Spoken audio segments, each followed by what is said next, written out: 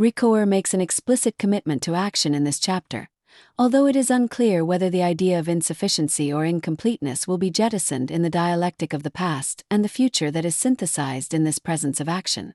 He claims, even the idea of tradition, which already includes a genuine tension between the perspective of the past and that of the present and thereby increases temporal distance at the same time that it crosses it, does not give rise to thought, unless it is by way of the intentionality of a history to be made that refers back to it. Page 207. This claim that the idea of tradition does not give rise to thought, unless it is via the intentionality of history, is indeed a puzzling one. Surely historical thought is sufficiently related to the past in virtue of an unproblematic relation of the past to the present manifested in the powers of memory, understanding and reason.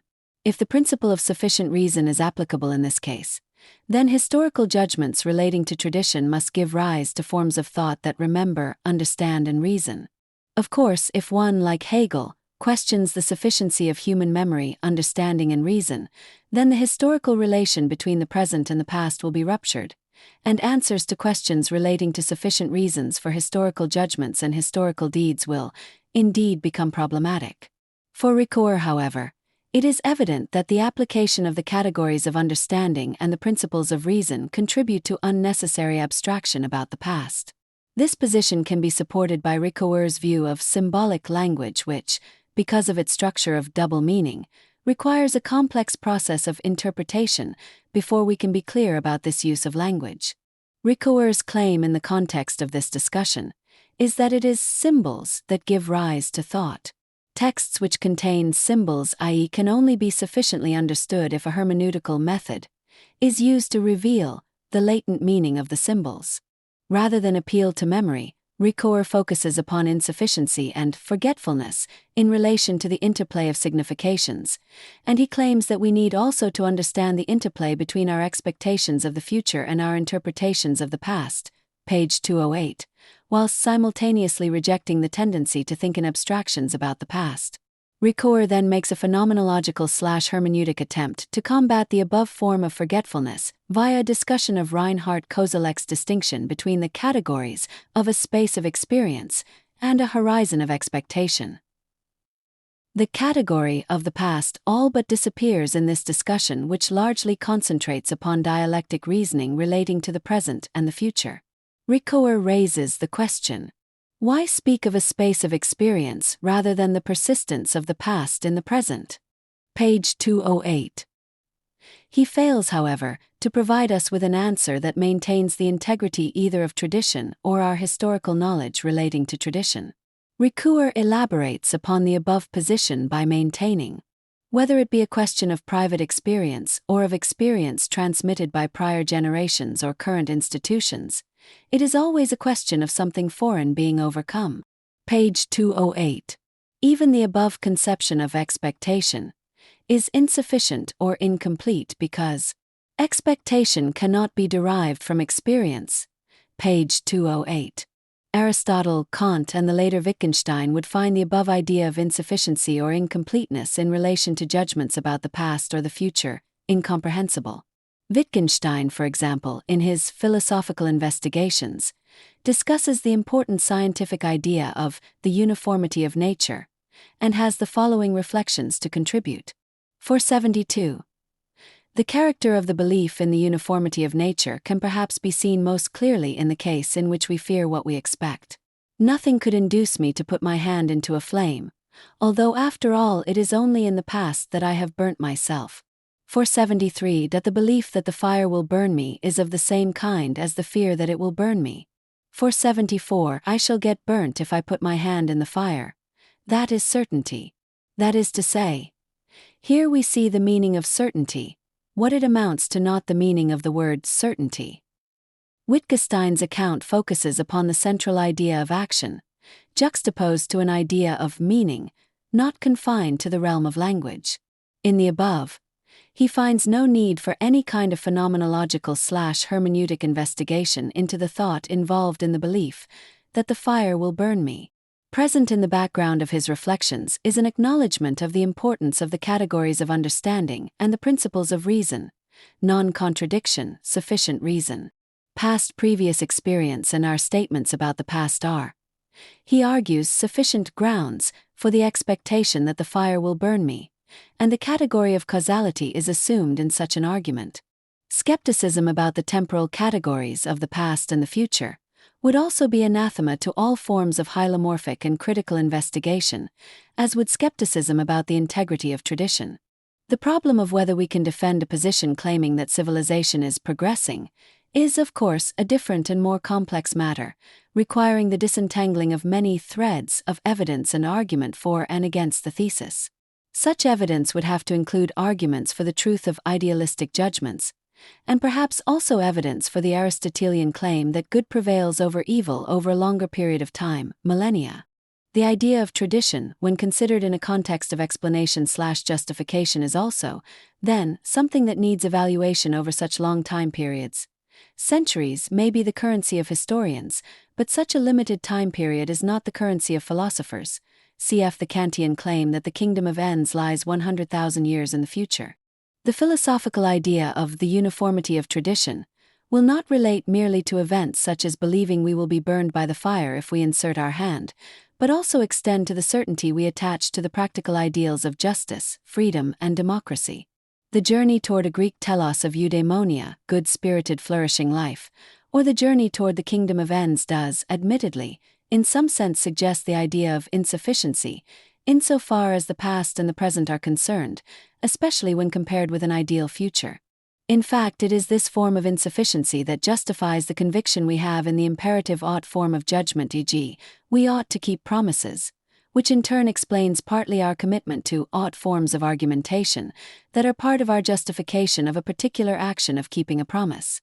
Systematically, doing what one ought to do on both Aristotelian and Kantian accounts will have good consequences for one's life, and there is no objection to anthropomorphizing the polis and saying something similar for the actions of government, passing and implementing laws, etc. Kant, in the context of this discussion, referred in Socratic fashion to the combination of the good in itself with good consequences as the summum bonum, the highest good. The progress of science is for many the measure of the progress of our civilization, but modern science is not what used to be, namely the bearer of episteme, given its current obsession with technology. For more traditional philosophers, e.g. Wittgenstein, culture and science are different routes to the future. Wittgenstein claims in Culture and Value, we are involved here with the Kantian solution to the problem of philosophy. Blackwell, Oxford, 1998, Trans Winch p. page 13e.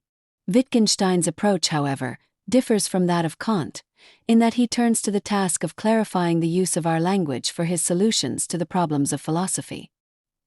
He notes the absence of concern with tragedy in our contemporary cultures, and relates this fact to the expression, nothing happens. In the context of this discussion, he also notes the similarity of the form of philosophical investigations with the form of aesthetic investigations, page 29e. The Bible, for Wittgenstein, is a work in which the spirit of value is expressed, not in terms of epistemological concerns with the truth, but rather in terms of the will, i.e. in terms of a form of life in which we live, an interpretation of the value of life and the world, page 73e. Freud, a fellow Viennese Kantian, is very much on Wittgenstein's mind in this work Culture and Value. Both philosophers express a sense of discontentment with modern life in our modern civilizations that it is difficult to lightly dismiss. Wittgenstein, like Freud, believes in the important role of instinct in our cultural life, and he argues that even our philosophical scruples have their roots in instinct, page 83e. The difference between these thinkers, however, is that in contrast to Wittgenstein, Freud is not a religious believer. Wittgenstein, indeed, proclaimed on one occasion that he views the world religiously, and he sometimes even speculates positively on the relation of Christianity and truth, 89e. The discontent with civilization we encounter in Wittgenstein's reflections, however, may be deeper than that which we encounter in Freud, but we should not underestimate the claim by both men to be influenced by Kant. There is nothing, that is, to prevent us from viewing both thinkers as elaborating upon the thought of both Aristotle and Kant. Wittgenstein certainly created a logical space for the re-emergence of hylomorphic and critical philosophy, there is no room for the dialectical logic of Hegel or Nietzsche in this traditional landscape from the past.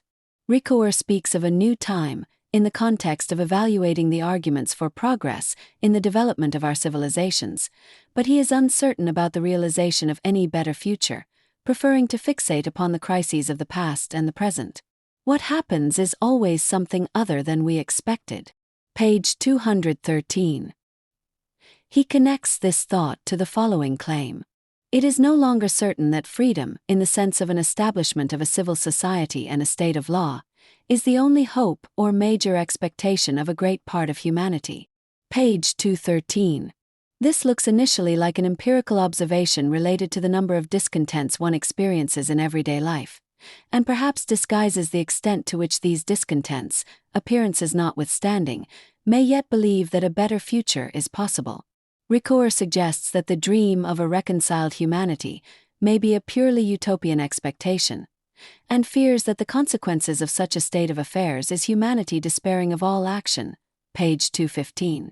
In spite of these anti-Kantian speculations, Ricoeur returns to the Kantian vision of a universal civil society administered in accord with right. Page 216. And hastens to point out that, at present, this has not been achieved, and further suggests that we turn to the past and the role of tradition for an explanation of such a sad state of affairs. Ricoeur also discusses Gadamer's claim that the connection between history and knowledge must be discarded in attempts to interpret the significance of history. Such a move, of course, casts doubt upon any understanding of history based on knowledge. It also casts doubt upon the tribunal of reason that works on the principle of sufficient reason. Having earlier dismissed the role of correct memory in the understanding of history, there then appears to be little alternative but to deny any form of universality to the dialectical results of hermeneutic/phenomenological investigations. Ricoeur wishes to define the present solely in terms of acting and suffering, and he invokes Merleau-Ponty's MP argument against the Cartesian, I think therefore I am. MP we know wishes to maintain that the lived body lives in a present in which I can becomes a more important power than that of thought. Ricoeur also introduces Danto's analytical/empirical view of action/agency, and Austin's view of speech acts into the discussion, in order to justify his focus on the present temporal dimension, and he also attempts to tie initiatives, such as making a promise to the lived through present and the past. With this form of account, we are indeed back to that point where Augustine defined the past as that which is no longer present and the future as that present which is yet to come. The image of the present then becomes thick with the imminence of the near future and the record of a just past. Page 233. Now, whilst it is undoubtedly true that events actualize in the present, it is unclear whether we can claim that the present itself is actualized, simply because it is merely a potential now. However thick this present is conceived to be, it would actually be better to conceive of it in terms of a point instant, even if this too might mathematically schematize our relation to this dimension of time unnecessarily. Ricoeur then admits that the individual act of promising, if it is to make any sense, must be preceded by a rule or law to the effect of promises ought to be kept. This move is, however, confounded by his conceiving of the individual act and the collective law as in opposition. The latter he claims is a social contract which occurs in the cosmopolitical dimension of the public space. Page 235. Nietzsche is also invoked and praised for breaking with the traditional treatment of the problem of knowledge in his reflections upon time. Nietzsche suggests in this context that we develop the capacity to live unhistorically and forget our perverse relation to the past. Page 236. History, he argues, is more a matter of life or death than an abstract problem of knowledge, and he suggests that the tribunals of knowledge close off the life of humanity. Page 237. Ricoeur also embraces the Nietzschean view of justice, which maintains that when justice is regarded as the last judgment that condemns and punishes, it is occurring independently of the power of judgment. It is, Ricoeur adds, only when judgment is made from the viewpoint of the highest strength of the present that we are able to refigure time and become a master of our time rather than a slave to it. Ricoeur argues further that the historical present is, in each era, the final term of a completed history which itself completes and ends history. Page 231. Given the manifest contempt modern man has for the so-called achievements of the present, this is indeed a curious position to defend, although it is admitted at the end of the chapter that it is necessary to use an iconoclastic approach to tradition and history if one is to engage in the task of refiguring time. Memory is marginalized along with the categories of the understanding and the principles of reason in favor of a mysterious form of forgetfulness, and its role in refiguring time.